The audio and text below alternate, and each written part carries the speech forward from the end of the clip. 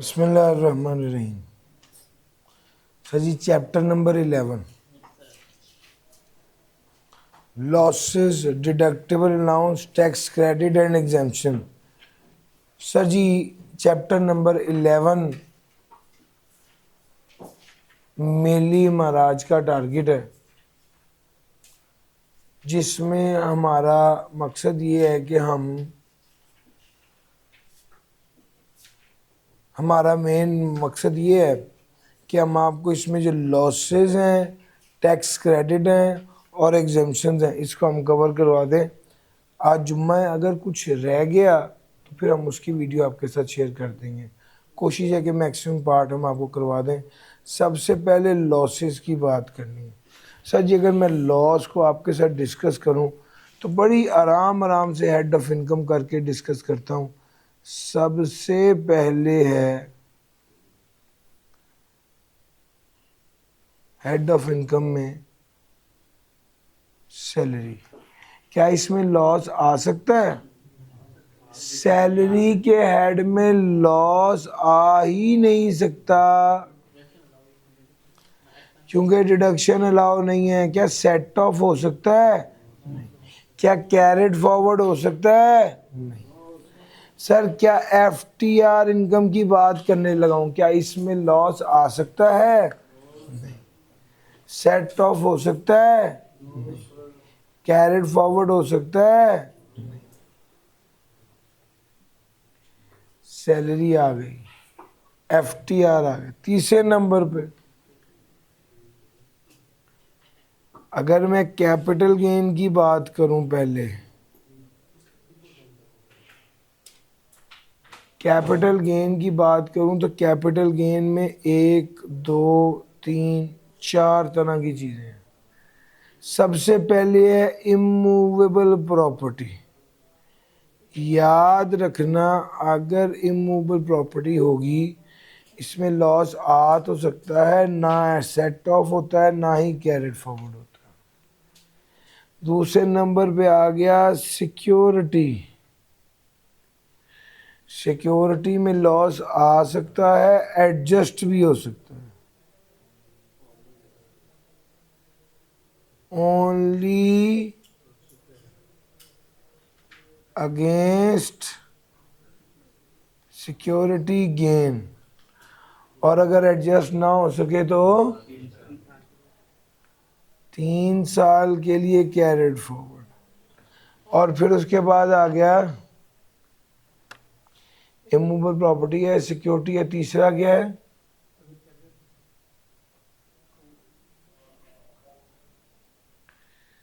Sir जी तीसरा है art related item.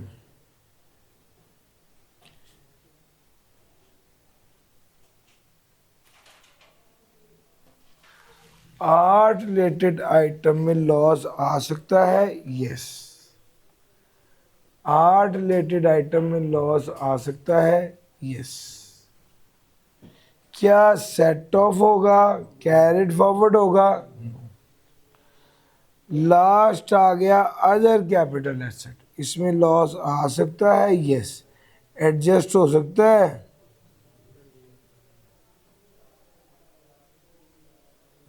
Only against. और अगर एडजस्ट ना हो सके तो कैरेट फॉरवर्ड होगा। सर ये कैपिटल गेन के लॉसेस के बारे में सारी बात आपको। इसके बाद आगे चलते हैं और अगली बात करते हैं। अगली बात अगर मैं आपसे करूं तो वो बात है बिजनेस की। बिजनेस दो तरह का है। कौन कौन सा? स्पेकुलेशन और नॉन स्पेकुलेशन। स्पेकुलेशन में लॉस आ सकता है, यस। एडजस्ट हो सकता है, only against speculation gain.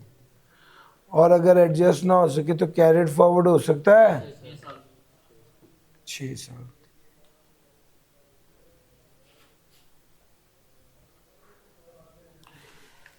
Business आ गया और नॉन स्पेकुलेशन आ गया, तो लॉस आ सकता है, हाँ आ सकता है। एडजस्ट किसके साथ हो सकता है?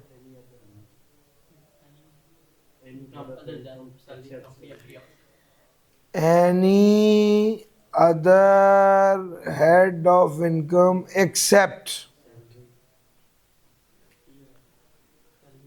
सैलरी, एफटीआर और प्रॉपर्टी। और अगर एडजस्ट ना हो सके तो 6 साल के लिए कैरेट फॉरवर्ड। उसके बाद हमारे पास 2 हेड्स रह गए हैं।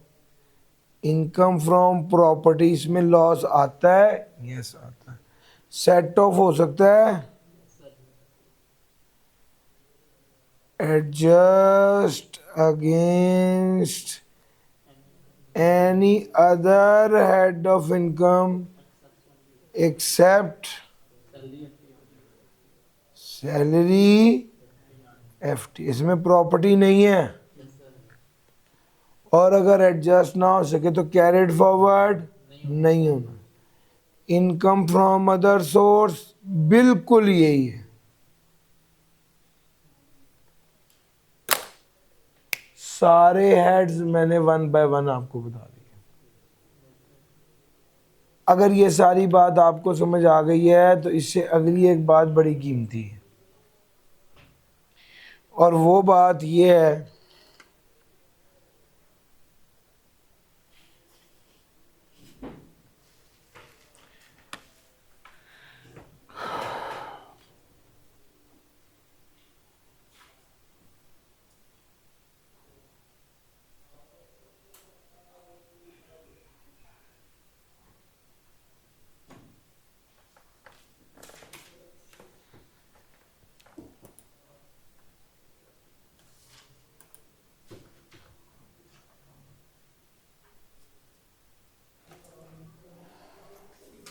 सर जी, चलूं आगे।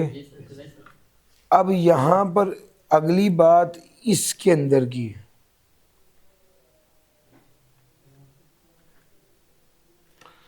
अगर नॉन स्पेकुलेशन का लॉस है,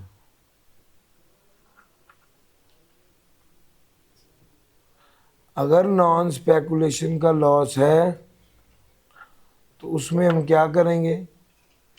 अगर नॉन स्पेकुलेशन का लॉस है, और इसमें 2 तरह के लॉस हो सकते हैं, लॉस ड्यू टू डेप्रिसिएशन और loss due to other loss, या इसको फिर बिजनेस लॉस कह देते हैं। डेप्रिसिएशन इनिशियल अलाउंस और अमोर्टाइजेशन की वजह से लॉस है, तो वो कब तक कैरेट फॉरवर्ड हो सकता है? Until set of.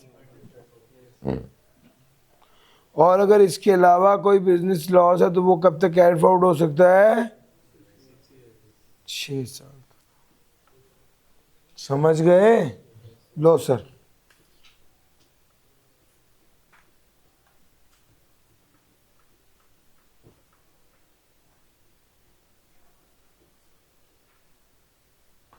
सर जी, मैंने आपको सारी काम की बातें बता दी। अगर गेन टैक्सेबल ना हो तो लॉस भी एडजस्टेबल नहीं होता। ये सारी बातें बताने के बाद मैं अब आपको एक तरतीब बताने लगा हूँ। वो तरतीब ज़रा समझिएगा, जिससे गेम आपको समझ आएगी कि भैया लॉसेस तो ये सारे आ गए, और एक हेड का लॉस दूसरे हेड के लॉस के साथ एडजस्ट भी होना है। यहाँ पर एक अगला पहलू ये है कि फॉर एग्ज़ाम्पल एक फ्रेश मिल्क है, और एक पेस्चराइज मिल्क है, और एक टेट्रा पैक का मिल्क है, और एक पाउडर मिल्क है। ये 4 तरह के मिल्क हमारे पास मौजूद हैं। फ्रेश मिल्क की एक्सपायरी 1 डे की है, पेस्चराइज की एक्सपायरी 3 डेज़ की है, टेट्रा पैक की एक्सपायरी 1 मंथ की है, पाउडर मिल्क की एक्सपायरी अनलिमिटेड है। और अगर ऐसा है तो अब हमने चाय बनानी है, तो सर हम हमेशा पहले वो वाला दूध इस्तेमाल करेंगे जिसने पहले एक्सपायर होना है। बिल्कुल इसी तरह जो लॉस होता है असल में वो इनकम के साथ एडजस्ट हो जाता है। 10 रुपये का लॉस है, 50 की इनकम है, ये इनकम के साथ एडजस्ट हो जाता है, पीछे आ जाता है 40। यार मेरा पॉइंट समझ आ रहा है? 50 की इनकम है, 10 का लॉस है, पीछे क्या आ गया? 40 आ गया। ये जो 40 है, ये जो 40 की बेसिकली इनकम है और उधर लॉस है, ये जो 40 आ गया, अब इसका क्या करेंगे? ये यानी इस 40 का मतलब है कि 10 रुपये से आपकी इनकम कम होगी और अब आप पे टैक्स कम लगेगा। तो बुनियादी तौर पे इस लॉस की वजह से फ़ायदा हो रहा है। तो वो कह रहा है कि भैया, और अगर लॉस एक्सपायर कर जाए तो इसका मतलब है कि हम इसको इनकम के गेन से एडजस्ट नहीं कर सकते और इससे फ़ायदा नहीं उठा सकते। अब सवाल ये कि तरतीब क्या रखनी है? हमने लॉस को एडजस्ट करने की तरतीब कुछ ऐसे रखनी है कि हम फ़ायदा उठा सकें। फ्रेश मिल्क है, 1 दिन की एक्सपायरी है, इस तरह इनकम फ्रॉम प्रॉपर्टी और अदर सोर्स है कि इसका लॉस कैरेड फॉरवर्ड नहीं होता। तो सबसे पहले इसको एडजस्ट करना है, ये पहली priority. Capital loss on security का लॉस 3 साल तक कैरेड फॉरवर्ड होना है, ये दूसरे नंबर पे आएगा। Sir ji, capital loss income from business और इनकम फ्रॉम बिजनेस स्पेकुलेशन और नॉन स्पेकुलेशन, ये वाला 6 साल के लिए, ये उससे आगे आएगा। और अगर डेप्रिसिएशन, अमोर्टाइजेशन और इनिशियल अलाउंस वाला लॉस है तो ये अनलिमिटेड टाइम के लिए कैरेट फॉरवर्ड, ये खराब ही नहीं होता। मेरा पॉइंट समझ आ रहा है? इसी तरह इसी तरतीब से आपने लॉसेस को एडजस्ट करना है। इसी तरह इसी तरतीब से आपने लॉसेस को एडजस्ट करना है। अभी एक सवाल आया हुआ था, नफीस वाला सवाल है, आपके पास पेपर में आया हुआ है, मेरा ऑटम 24 का सवाल है। उसमें उसने लॉस का जो पार्ट पूछा हुआ था वो मैं आपको डिस्कस करवा देता हूँ। याद रखिएगा, ये जो लॉस, ये जो बिजनेस का लॉस होता है ना, इनकम फ्रॉम बिजनेस के हेड में, इसको 2 हिस्सों में तकसीम कर लेते हैं। एक loss due to unabsorbed depreciation है, एक loss due to unabsorbed depreciation है, और एक बिजनेस लॉस। ये loss due to unabsorbed depreciation है, ये अनलिमिटेड टाइम के लिए कैरेड फॉरवर्ड होता है। ये वाला जो बिजनेस लॉस होता है, ये 6 साल के लिए कैरेड फॉरवर्ड होता है। लो सर, फॉर एग्जांपल अगला साल आ गया, अगले साल में आपकी इनकम थी लेट से 30 रुपये। तो इस इनकम में से पहले आपने क्या एडजस्ट करना है? बिजनेस वाला लॉस एडजस्ट करना है। बिजनेस वाला लॉस एडजस्ट करने के बाद अगर आपकी इनकम 10 मिलियन या उससे ऊपर होगी तो जितनी टैक्सेबल इनकम होगी इसका 50% और अनएब्जॉर्ब डेप्रिसिएशन, इन दोनों को कंपेयर करेंगे। जो लोअर होगा वो एडजस्ट हो जाएगा, और अगर 50% लोअर होगा तो वो एडजस्ट हो जाएगा, बाकी 50% टैक्सेबल इनकम बन जाएगी। और जितनी डेप्रिसिएशन एडजस्ट नहीं हो सकी 25 में से 10, वो क्या कर देंगे? वो कैरेट फॉरवर्ड हो जाएगी। यार मेरा पॉइंट समझ आ रहा है? ये सवाल 2-3 बार टेस्ट हो चुका हुआ है। ऑटम 24 के सवाल में भी ये वाली बात टेस्ट हुई है, नफीस वाले सवाल में।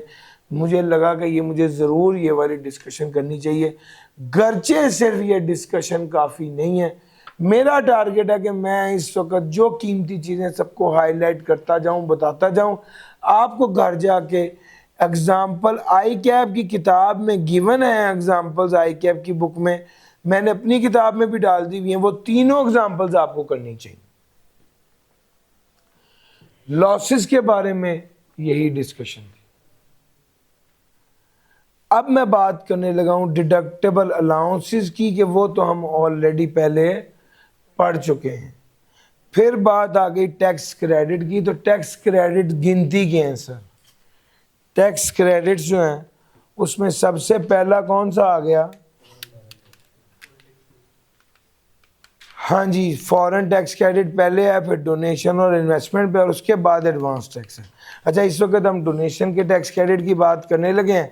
अगर मैं डोनेशन के टैक्स क्रेडिट की बात करूं तो डोनेशन देने पर टैक्स क्रेडिट मिलता है अगर जिस इदारे को डोनेशन दिया गया है वो बोर्ड ऑफ एजुकेशन हो या यूनिवर्सिटी हो या नॉन प्रॉफिट ऑर्गेनाइजेशन हो या एजुकेशन इंस्टीट्यूशन हो या हॉस्पिटल हो या रिलीफ फंड हो या कोई ऐसी एंटिटी ऑर्गेनाइजेशन या फंड हो जो कि 13 स्केड्यूल में मेंशन्ड है।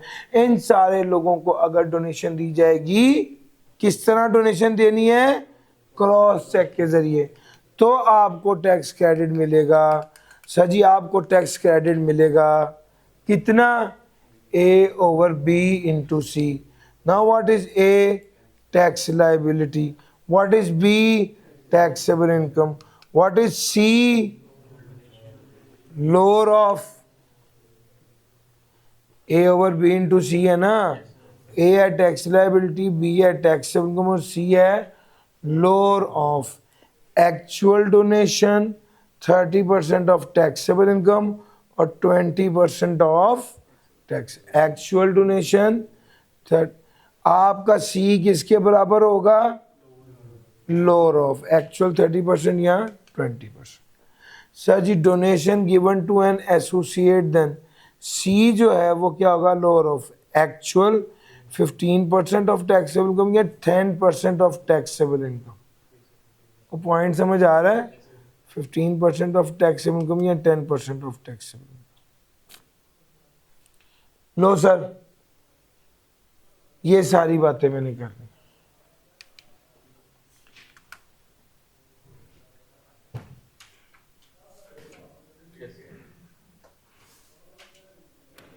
A/B into C की समझ आ गई? सर जी, आगे चलूं। सेम यही अगर आप कंट्रीब्यूट करेंगे, अगर आप कंट्रीब्यूट करेंगे अप्रूव पेंशन फंड में तो भी आपको टैक्स क्रेडिट मिलेगा। सबसे पहले आपका एलिजिबल पर्सन होना ज़रूरी है, यानी आप इंडिविजुअल हों जिसका NTNC NIC या नाइकॉप बना हुआ है। दूसरी शर्त यह है कि आपकी इनकम फ्रॉम बिजनेस या सैलरी होनी चाहिए। तीसरी शर्त यह है कि आप कंट्रीब्यूट करें अप्रूव पेंशन फंड में। और चौथा, आपको टैक्स क्रेडिट मिलेगा A/B into C। ना what is A? Tax liability. What is B? Taxable income. What is C? Actual और 20%। वहां पर कंपनी के लिए 20 था, इंडिविजुअल के लिए 30 था। यहां पर असल में कंपनी की बात ही नहीं है, यहां पे है ही इंडिविजुअल और उसका कितना होगा? 20% होगा।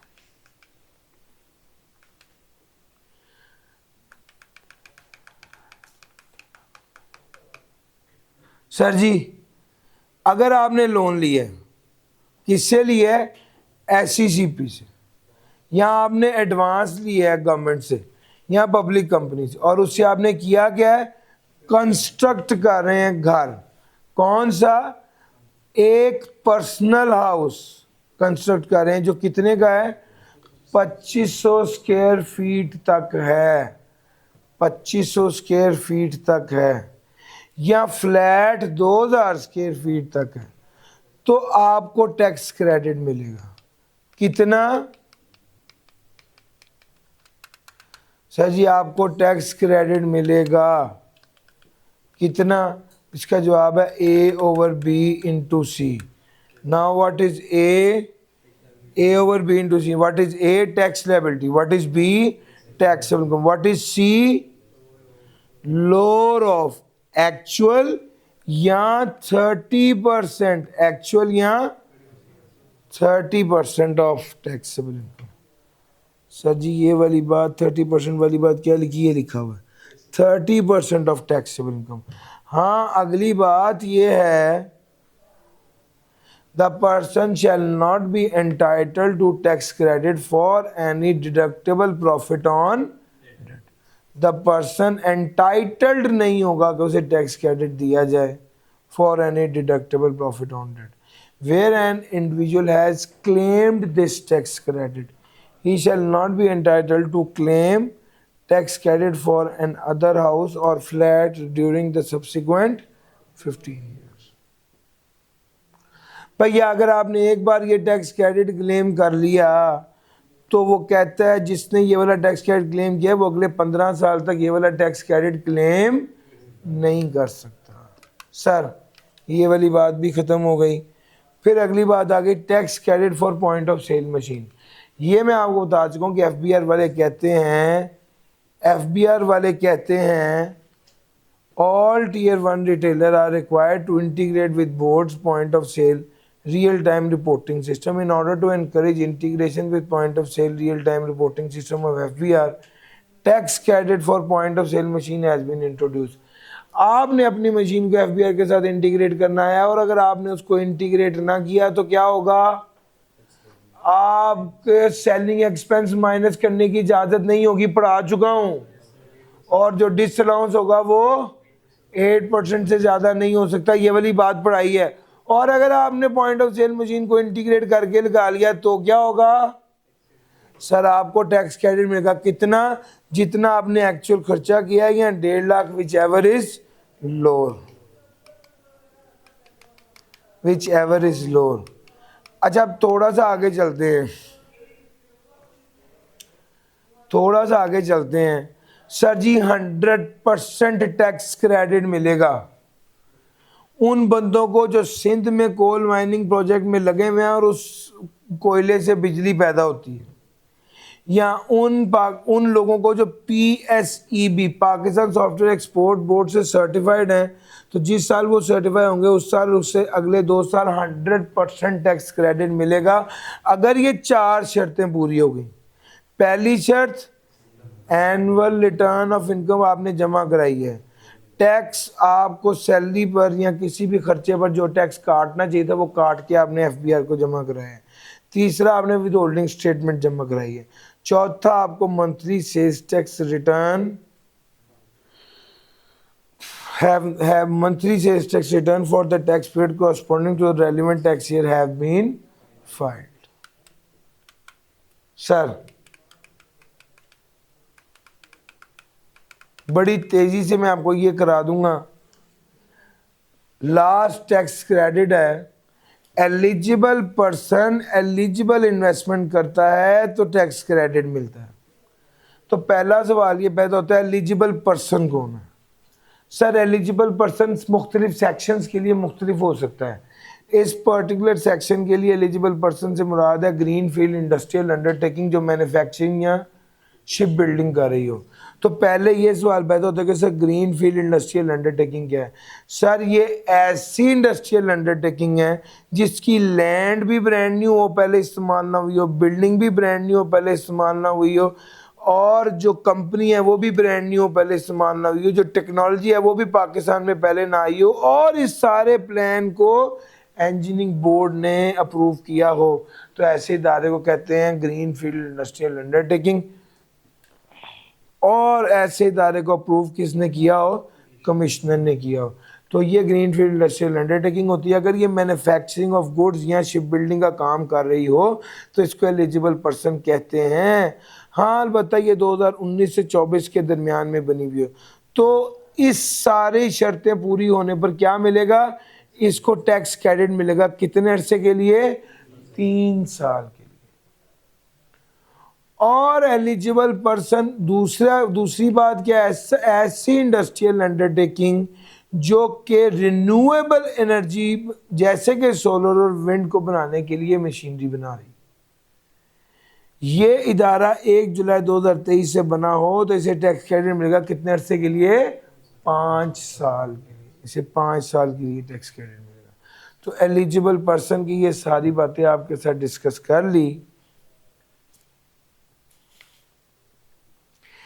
एलिजिबल पर्सन एलिजिबल इन्वेस्टमेंट करेगा, एलिजिबल पर्सन एलिजिबल इन्वेस्टमेंट करेगा तो टैक्स क्रेडिट मिलेगा। एलिजिबल इन्वेस्टमेंट क्या है, new machinery, building, equipment, hardware, software. नई मशीनरी, बिल्डिंग, इक्विपमेंट, हार्डवेयर और सॉफ्टवेयर, ये एलिजिबल इन्वेस्टमेंट है। एलिजिबल पर्सन एलिजिबल इन्वेस्टमेंट करेगा। आप देख रहे हैं 0 मीटर इन्वेस्टमेंट कर रहे हैं वो हर चीज़ पे। नई machinery, building equipment, hardware, software. ना कोई सेल्फ जनरेटेड चीज़ होनी चाहिए, ना कोई यूज होनी चाहिए, ना कोई ऐसा होना चाहिए जिसका मल्टीपल यूज है, डेडिकेटेड यूज होना चाहिए। एलिजिबल पर्सन एलिजिबल इन्वेस्टमेंट करेगा तो उसे क्या मिलेगा? 100 मिलियन की इन्वेस्टमेंट करे तो 25 मिलियन का टैक्स क्रेडिट मिलेगा। और ये टैक्स क्रेडिट अगर ग्रीन फील्ड है तो कितने साल के लिए है? 3 साल, यानी 2 साल तक कैरेट फॉरवर्ड हो सकता है। और अगर ये क्या कहते हैं रिन्यूएबल एनर्जी के लिए तो कितने साल के लिए? 5 साल के लिए, 4 साल तक कैरेट फॉरवर्ड हो सकता है। सर जी ये मैंने आपको टैक्स क्रेडिट की सारी बातें बता दी। अब अगली बात करने लगा हूं और अगली बात है exemption and tax concessions. Sir ji याद रखिएगा, agricultural income means income which satisfies the following condition. The income derived from land may be in the form of rent और revenue. The land must be used for agriculture purpose and be situated in Pakistan. Income derived from land may be in the form of rent or revenue. Land must be used for agriculture purpose and be situated in Pakistan. Agricultural income derived by a person during the tax year shall be exempt from tax. Agriculture income ज़मीन की income है जो पाकिस्तान में और agriculture के लिए इस्तेमाल हो रही हो, ये एग्रीकल्चर इनकम जो डिराइव करता है by the person during a tax year तो वो क्या होती है? एग्जेम्प्ट होती है। Various sources of agriculture income are income of a cultivator और receiver of rent in kind from the sale of agriculture product without performing any further process. Income of a cultivator or receiver of rent in kind from the sale of agricultural produce without performing any further process. Sir ji अगर cultivator या receiver of rent in kind वो agriculture product बेच कर को पैसे कमाता है तो वो इनकम एग्जाम्प्ट होगी। अगर वो उस पर को प्रोसेस करके पैसे कमाता है, कल्टीवेटर और receiver of rent in kind उस एग्रीकल्चर प्रोडक्ट पर को प्रोसेस करके पैसा कमाता है तो वो प्रोसेस करने से जो इनकम होगी वो भी एग्जाम्प्ट होगी। और अगर कोई बिल्डिंग हो जिसका किराया मिल रहा हो और उस पर उसको ऑक्यूपाई किया हो एक receiver of rent in kind या कल्टीवेटर ने और वो immediate vicinity of the land में हो जो एग्रीकल्चर पर्पस के लिए इस्तेमाल हो रही है और वो वाली बिल्डिंग ड्वेलिंग हाउस के लिए इस्तेमाल हो रही हो या स्टोर हाउस के लिए इस्तेमाल हो रही हो तो इस केस में वो कहता है कि ये वाली बिल्डिंग क्या होगी? इस बिल्डिंग का किराया एग्जेम्प्ट होगा। तो भैया ये तीनों शर्तें पूरी हो जाएं तो बिल्डिंग का किराया एग्जाम्प्ट होगा। अगर कल्टीवेटर या receiver of rent in kind को ऐसी प्रोसेस करता है जिस प्रोसेस के बाद एग्रीकल्चर प्रोडक्ट मार्केट में बिकने के काबिल हो जाए तो वो उससे पैसे कमाता है तो वो भी एग्जाम्प्ट होगा। तीसरे नंबर पे वो कहता है कि इनकम ऑफ अ कल्टीवेटर और receiver of rent in kind from the sale of agriculture product without performing any further process. Cultivator या receiver of rent in kind अगर सेल ऑफ एग्रीकल्चर प्रोडक्ट की बात करें तो वो क्या होता है? वो एग्जेम्प्ट होता है, वो उससे जो पैसे कमाते हैं। सर एक अगला कॉन्सेप्ट है इसमें छोटा सा, अगर कोई इदारा अगर कोई बंदा एग्रीकल्चर प्रोडक्ट को बनाता है खुद और खुद ही एज रॉ मटेरियल इस्तेमाल करता है तो जब हम गेन लॉस कैलकुलेट कर रहे होंगे तो हम उस रॉ मटेरियल की कॉस्ट नहीं लेंगे बल्कि फेयर मार्केट वैल्यू लेंगे टू कैलकुलेट द गेन। मिचल्स वाले स्ट्रॉबेरी की जैम बनाते हैं, इनके अपने स्ट्रॉबेरी के बाग भी हैं तो मिचल्स वाले जो जैम से पैसे कमाते हैं उस पर टैक्स लगेगा लेकिन जो स्ट्रॉबेरी उगा के पैसे कमाते हैं उस पर टैक्स नहीं लगेगा। तो जब हम मिचल्स की जैम की इनकम कैलकुलेट करने लगेंगे तो स्ट्रॉबेरी की कॉस्ट नहीं लेंगे बल्कि स्ट्रॉबेरी की फेयर मार्केट वैल्यू लेंगे और जब आप स्ट्रॉबेरी की फेयर मार्केट वैल्यू ले लेंगे तो फिर एग्रीकल्चर या रॉ मटेरियल से रिलेटेड कोई और खर्चा माइनस नहीं करेंगे। सर ये बात थी। उसके बाद उसने कहा कि जी आप वैल्यू कैसे कैलकुलेट करेंगे रॉ मटेरियल की? वो कहता है रॉ मटेरियल की फेयर मार्केट वैल्यू लेंगे।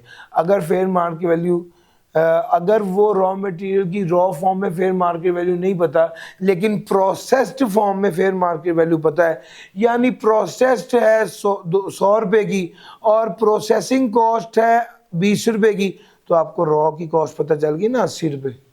वो कहते हैं ऐसे कर लें।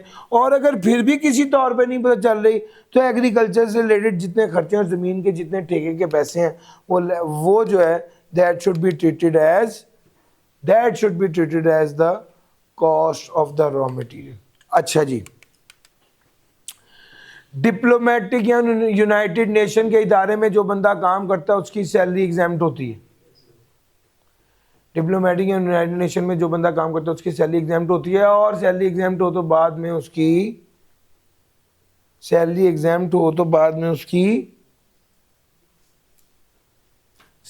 एग्जैम्प्ट होगी तो बाद में उसकी पेंशन भी एग्जैम्प्ट होगी।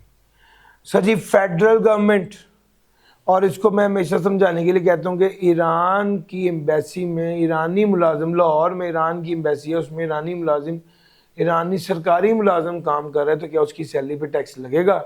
ये पाकिस्तान उसकी सैलरी पे टैक्स लगाएगा? तो इसका जवाब है, अगर ईरान में मौजूद जो पाकिस्तानी एम्बेसी है उसमें जो पाकिस्तानी सरकारी मुलाजिम काम कर रहा है, अगर ईरानी उसकी सैलरी पे टैक्स माफ़ कर देंगे तो हम ईरानी की सैलरी के टैक्स माफ़ कर देंगे। यही कॉन्सेप्ट है फॉरेन गवर्नमेंट ऑफिशियल्स का। फिर उसके बाद हम जब बात करते हैं एग्जाम्पशन अंडर इंटरनेशनल एग्रीमेंट की, तो हम यूएस एड की बात करते हैं कि फॉर एग्जांपल यूएस ने एड दी है पोलियो से बचाव के लिए, और उस एड के रखवाली करने के लिए उन्होंने एक अमेरिका से डॉक्टर भी भेजा है, और अमेरिकन डॉक्टर की जो सैलरी है उस पर टैक्स लगेगा। तो इसका जवाब है, अगर एड भी अमेरिका से आई है और डॉक्टर भी अमेरिका का है और वो पाकिस्तान का रेजिडेंट नहीं है, या अगर रेजिडेंट हो तो सिर्फ इस वजह से चूंकि वो यहाँ पे नौकरी कर रहा है, तो उसको जो सैलरी मिलेगी उस पे टैक्स नहीं लगेगा। अगर उसको उस हद तक नहीं लगेगा जिस हद तक उसकी सैलरी ग्रांट के पैसे से दी जा रही है। हाँ, अगर वो सैलरी नहीं ले रहा बल्कि वो कॉन्ट्रैक्टर है, कंसल्टेंट है या एक्सपर्ट है, और वो बाहर का बंदा है, जहाँ से डोनेशन आई है वहीं का ही बंदा है, तो इसकी इनकम पे भी टैक्स नहीं लगेगा अगर वो रेजिडेंट ना हो, या अगर रेजिडेंट सिर्फ इसलिए चूँकि वो काम करने के लिए आया है और उसको जो पैसे दिए जा रहे हैं वो ग्रांट में से दिए जा रहे हों। फीपा की बात भी है, बेसिकली ये foreign investment promotion and protection act है, सेक्शन 44A है। बहरहाल वो कहता है जनाब, एक रिकोडिक प्रोजेक्ट जो था बलोचिस्तान में वो डेजिग्नेटेड था एज अ क्वालिफाइड इन्वेस्टमेंट, यानी इसके वाले से उन्होंने कहा था कि इस पर किसी किस्म के ना कोई फेडरल ना कोई प्रोविंशियल ना कोई लोकल टैक्सेस लगेंगे।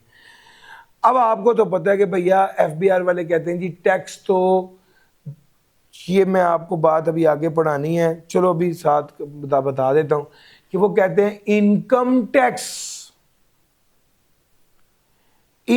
टैक्स सिर्फ वही लागू होगा जो इनकम टैक्स के मुताबिक है, और इनकम टैक्स में रियायत भी सिर्फ वही होगी जो इनकम टैक्स ऑर्डिनेंस में लिखी हुई है। किसी दूसरे कानून के पास पावर नहीं है कि वो कह दे कि इनकम टैक्स माफ। सर समझ आ रहा है? यही बात हुई थी कि फीपा एक्ट के अंदर उन्होंने कहा था कि इनकम टैक्स माफ है, और फिर इनकम टैक्स ऑर्डिनेंस में प्रोविजन ऐड की थी कि जो फीपा ने कहा हुआ इनकम टैक्स माफ है तो वो वाकई माफ है। सर समझ आ रहा है? अगर इनकम टैक्स ऑर्डिनेंस में ये वाली प्रोविजन ना ऐड करते तो चाहे फीपा ने कह भी दिया था कि इनकम टैक्स माफ है, तो इनकम टैक्स माफ नहीं होना था। सर अगर सदर पाकिस्तान आपको कोई नाम दे दे तो उस पर कोई टैक्स नहीं लगेगा। प्रॉफिट ऑन डेट, अगर एक नॉन रेजिडेंट है, वो पाकिस्तान से बाहर मौजूद है, वो लोन देता है किसी ऐसे बंदे को जो रेजिडेंट है, अगर नॉन रेजिडेंट पर्सन किसी रेजिडेंट पर्सन को security was widely issued outside Pakistan for the purpose of raising a loan outside Pakistan for use in a business carried on by the resident person in Pakistan. Security was widely issued outside Pakistan for the purpose of raising a loan outside Pakistan for use in a business carried on by the resident person in Pakistan. Profit was paid outside Pakistan and securities approved by the board for the purpose of this section. भैया loan देने वाला पाकिस्तान से बाहर है और वो non resident है, और लोन लेने वाला पाकिस्तान में है और वो रेजिडेंट है, और वो लोन ले रहा है और लोन के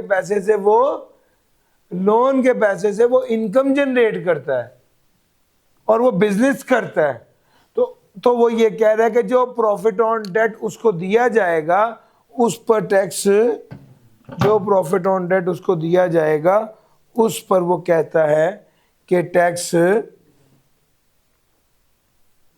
प्रॉफिट उस पर टैक्स नहीं लगेगा। ये प्रॉफिट ऑन डेट की बात। प्रॉफिट ऑन डेट के वैसे यार एक छोटी सी वीडियो है जिसमें वो पास पेपर भी है, वो नोट कर लें, वो शेयर करनी है, जिसमें उसके सारे पहलू डिस्कस किए हुए हैं। सर जी, किसी बंदे को स्कॉलरशिप मिल गई, any scholarship granted to a person to meet the cost of the person education. Sir ji वो कहता है अगर कोई स्कॉलरशिप किसी को हायर स्टडीज के लिए मिली है तो वो एग्जाम्प्ट होगी। अगर मियाँ बीवी, दूसरी बात, अगर मियाँ बीवी में अलहदगी हो गई है तो मियाँ बीवी को जो हक महर देता है या जो पैसे देता है under an agreement to live apart, तो वो एग्जाम्प्ट होगी। फेडरल गवर्नमेंट पर कोई टैक्स नहीं लगता, अलबत्ता प्रोविंशियल गवर्नमेंट या लोकल गवर्नमेंट को अपनी जुरिस्डिक्शन में कोई टैक्स नहीं लगता, लेकिन अगर वो इनकम कमा रहे हो किसी दूसरी इलाके में तो उस पर टैक्स लगेगा। फेडरल प्रोविंशियल या लोकल गवर्नमेंट को जब भी आपको पेमेंट करेंगे तो टैक्स डिडक्ट या कलेक्ट नहीं करेंगे। और फेडरल या प्रोविंशियल गवर्नमेंट से मुराद कोई ऐसा इदारा नहीं है जो फेडरल लॉ या प्रोविंशियल लॉ के तहत बनाओ, या रेगुलेटरी अथॉरिटी नहीं है, या डेवलपमेंट अथॉरिटी शामिल नहीं है। सर जी, शॉर्ट टर्म रेजिडेंट क्या होता है? वो बंदा जो पाकिस्तान का रेजिडेंट तो है लेकिन वो सिर्फ है पाकिस्तान का, बाहर के मुल्क का बंदा है, बाहर का सिटीजन है, पाकिस्तान का रेजिडेंट सिर्फ इस वजह है चूंकि वो पाकिस्तान में नौकरी कर रहा है और उसे पाकिस्तान में रहते हुए 3 साल से ज़्यादा नहीं हुए, तो इसे कहा जाएगा कि ये शॉर्ट टर्म रेजिडेंट है। अच्छा, शॉर्ट टर्म रेजिडेंट के बारे में रूल क्या है? शॉर्ट टर्म रेजिडेंट की पाकिस्तान सोर्स इनकम तो टैक्सेबल इन पाकिस्तान होती है, लेकिन foreign source income taxable in Pakistan नहीं होती। अलबत्ता अगर वो ब्रॉड इनटू पाकिस्तान हो जाए तो वो टैक्सेबल इन पाकिस्तान होती है। और दूसरा ये कि अगर वो परमानेंट एस्टेब्लिशमेंट से कमा ले तो वो भी टैक्सेबल इन पाकिस्तान होती है। एक मिनट ज़रा, मैं 1 मिनट इसको ज़रा देखिएगा, 1 मिनट मैं आपको। जी सर, हो गया क्लियर। उसके बाद आगे चलते हैं सर जी। और इसकी एग्जांपल मैंने दी, फिर वही पास पेपर में भी आ गई कि एक चाइनीज़ इंजीनियर है, उसका चाइना में प्लाजा है, उस प्लाजे से उसको किराया आता है, तो चाइनीज़ इंजीनियर को अगर रहते हुए पाकिस्तान में 3 साल से ज़्यादा नहीं हुए तो ये शॉर्ट टर्म रेजिडेंट है और उसकी फॉरेन सोर्स इनकम जो है वो टैक्सेबल इन पाकिस्तान नहीं होगी। लेकिन अगर प्लाजे का किराया उसे पाकिस्तान के बैंक अकाउंट में आए तो ये ब्रॉड इनटू पाकिस्तान और उस पर टैक्स लगेगा। समझ गए थे? और उसके बाद ये कि अगर वो पाकिस्तान में कोई ऑफिस बना लेता है, दफ्तर बना लेता है, परमानेंट एस्टेब्लिशमेंट बना लेता है और वहाँ से वो पैसे कमाता है तो वो भी टैक्सेबल इन पाकिस्तान होगी। सर, रिटर्निंग एक्सपेट्रिएट कौन होता है? वो बंदा जो मुसलसल 4 साल क्या रहे, वो बंदा जो मुसलसल 4 साल नॉन रेजिडेंट रहे और उसके बाद जब वो रेजिडेंट होता है तो उसकी फॉरेन सोर्स इनकम एग्जाम्प्ट होती है, और जिस साल वो रेजिडेंट होता है वो साल, उससे अगला साल उसकी फॉरेन सोर्स इनकम क्या होती है? एग्जाम्प्ट होती है। Sir, foreign source income of a citizen of Pakistan shall be exempt from tax. ये बात आपको बता दी। इससे अगली बात आपने पहले पढ़ी हुई है, अगर कोई बंदा पाकिस्तान से बाहर गया और फिर बाहर ही रह गया तो उसने जो फॉरेन सोर्स सैलरी कमाई वो एग्जाम्प्ट होगी। और एक और बात मैंने सैलरी के चैप्टर में पढ़ाई थी, अगर वो बंदा फॉरेन सोर्स सैलरी कमा रहा है तो उसकी सैलरी एग्जाम्प्ट होगी अगर जो सैलरी मिल रही है वो टैक्स कट के मिल रही है और वहां की रेवेन्यू अथॉरिटी को याद पढ़ाया हुआ है। सर, ये सारी बातें आपके साथ हो गई थी। सर जी, अगली बात ये है कि कोई भी ऐसी प्रोविजन जिसमें ये कहा जाए कि आपको इनकम एग्जाम्प्ट हो जाएगी या आपको टैक्स रेट कम लगेगा या आपकी लायबिलिटी कम हो जाएगी या आपको एग्जाम्पशन मिल जाएगी, उसका लीगल इफेक्ट नहीं होगा जब तक वो इनकम टैक्स ऑर्डिनेंस में प्रोवाइड ना की जाए। भैया, अगली बात ये कि इनकम अगर इनकम एग्जेम्प्ट है तो ये वाली एग्जाम्पशन ओरिजिनल रिसिपिएंट के लिए होती है और ये किसी दूसरे बंदे के लिए नहीं होती। यानी अगर कोई कानून बना हुआ है तो जिस बंदे के लिए कानून बना हुआ है उसी पे ही लागू होता है। वो जो पेमेंट वसूल करने आता है उस पर वो कहता है पर्सन रिसीविंग एनी पेमेंट, उस पर ये वाली रियायत नहीं होती। Exemption and tax concessions, sir ji याद रखिएगा इनकम टैक्स ऑर्डिनेंस में एक सेकंड स्केड्यूल है जिसमें पूरी एग्जेम्पशंस और टैक्स कंसेशंस की बात है कि टैक्स रेट कहाँ कम लगेगा या लायबिलिटी कहाँ कम की जाएगी या कौन सा सेक्शन अप्लाई नहीं होगा, कौन सी प्रोविजन अप्लाई नहीं होगी। ये वाली सारी बातें सेकंड स्केड्यूल में दर्ज हैं और ये एग्जेम्प्ट इनकम कहलाती है। एग्जेम्प्ट इनकम होती है, जो एग्जेम्प्ट इनकम है वो टोटल इनकम में शामिल होती है, अलबत्ता टैक्सेबल इनकम में शामिल नहीं होती। जब भी गवर्नमेंट चाहती है किसी एरिया में रियायत देना तो वो उसको सेकंड स्केड्यूल में शामिल कर देते हैं, और जब भी गवर्नमेंट चाहती है किसी एरिया में रियायत ख़त्म करना तो वो सेकंड स्केड्यूल में ओमिट कर देते हैं, और जब भी गवर्नमेंट चाहती है कोई तब्दीली करना तो वो चेंज भी कर देते हैं इस किसी क्लॉज में। सर जी ये जो सेकंड स्केड्यूल के आइटम है वो नेशनल असेंबली के सामने भी पेश की जाती हैं। सर ये मैंने आपको सारी बात चैप्टर नंबर 11 की बता दी। जी सर अब मुझे बता दीजिए क्या मैं चैप्टर 13 का वो थोड़ा सा पार्ट करवा दूं?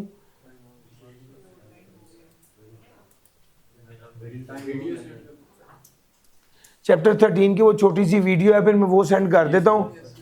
ये मैंने आपको करवा दिया है। नहीं सर आज के लिए इतना ही था। Thank you.